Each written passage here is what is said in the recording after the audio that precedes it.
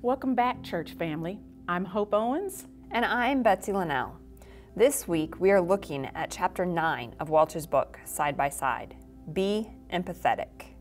You know, Betsy, our professions, counselor, social worker, require us to be empathetic when we're working with others. But you know, Jesus also requires that we be empathetic as children of the Most High God. Absolutely, he does. You know, we got trained in the therapeutic triad: unconditional positive regard, empathy, and congruence. Those are core to what we learned in our profession. But even more core is what he teaches us. So I think it's important, if we talk about empathy, not to just focus on the psychology aspect of walking in another's shoes, but to talk about true empathy.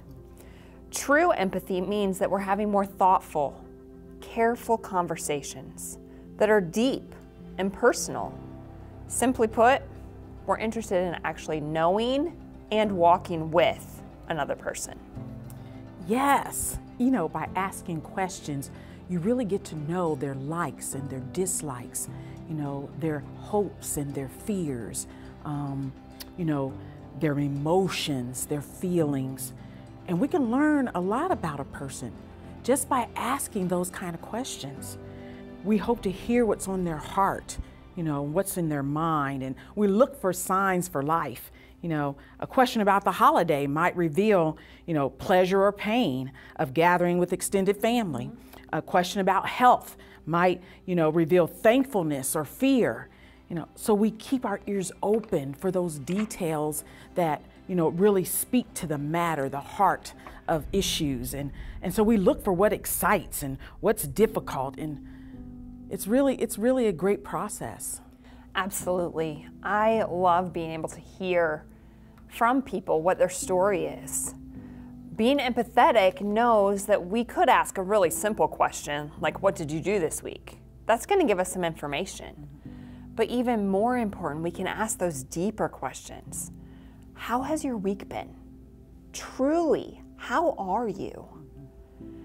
Those questions allow us to get closer to the person's heart.